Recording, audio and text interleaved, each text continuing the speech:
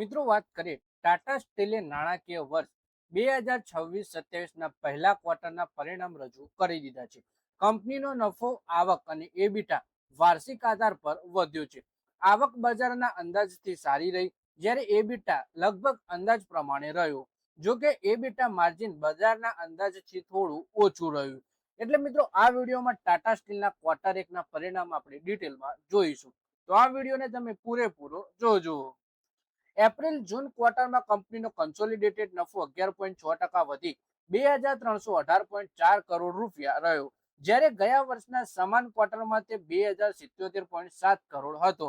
જોકે CNBC TV 18ના 2391 કરોડના અંદાજથી થોડો ઓછો રહ્યો છે. કંપનીની આવક 14.3% વધી 60,794.3 કરોડ રહી છે. ગયા વર્ષે 53,178 કરોડ હતી, જે 57,998 કરોડના બજારના અંદાજથી સારી રહી.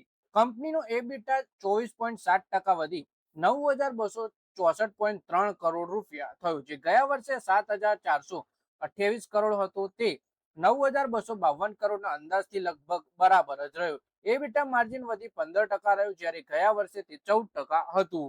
ભારતમાં કંપનીનું રેવન્યુ 36,989 કરોડ અને એબિટા 9,908 કરોડ રહ્યું, જ્યારે ભારતનું એબિટા માર્જિન 27% નોંધવામાં આવ્યું. જ્યારે પ્રતિ ટન એબિટા ક્વાર્ટર આધાર પર 3,255 કરોડથી વધી 19,162 કરોડ રૂપિયા પ્રતિ ટન થઈ ગયું. ક્વાર્ટર દરમિયાન ભારતમાં કુલ સ્ટીલ ઉત્પાદન 5.7 મિલિયન ટન અને ડિલિવરી 5.17 મિલિયન ટન રહી. કંપનીએ જણાવ્યું કે પ્લાન્ટમાં જાળવણીની બંધ હોવાથી ઉત્પાદન અને ડિલિવરી ઉપર અસર પડી હતી, પરંતુ આગામી ક્વાર્ટરમાં કામગીરી સામાન્ય થવાની અપેક્ષા છે.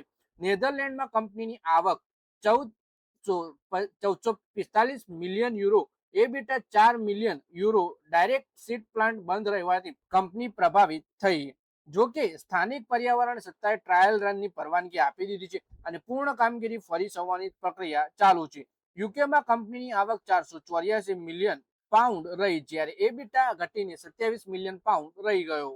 મૂડીગત રોકાણ અને વિસ્તરણ પર ભાર માટે ક્વાર્ટર દરમિયાન 3,579 કરોડનું મૂડીગત રોકાણ કર્યું. લુધિયાણામાં 0.75 MTPA ઇલેક્ટ્રિક આર્ક ફર્નેસની ક્ષમતા વધારવા પર કામ ચાલુ છે. આ ઉપરાંત 0.7 MTPA હોટ રોલ્ડ પેકલિંગ તેમજ ગેલ્વેનાઇઝ લાઇન અને ટીન પ્લેટ ક્ષમતાને 0.4 MTPA ની વધારી 0.7 MTPA કરવાના પહેલા તબક્કાનું નિર્માણ કાર્ય ચાલી રહ્યું છે. કંપનીના બોર્ડે નીલાંચલ ઇસ્પાત નિગમ લિમિટેડમાં 4.8 MTPA સ્ટીલ નિર્માણ ક્ષમતા વિસ્તારવાની મુખ્ય પરિયોજનાને મંજૂરી આપી દીધી છે. આ પરિયોજના 33,877 કરોડ રૂપિયાનું મૂડીગત રોકાણ કરવામાં આવશે. કંપનીનું માનવું છે કે તેનાથી ભવિષ્યમાં તેની ઉત્પાદન ક્ષમતા અને બજારમાં પ્રતિસ્પર્ધા વધારે મજબૂત થશે.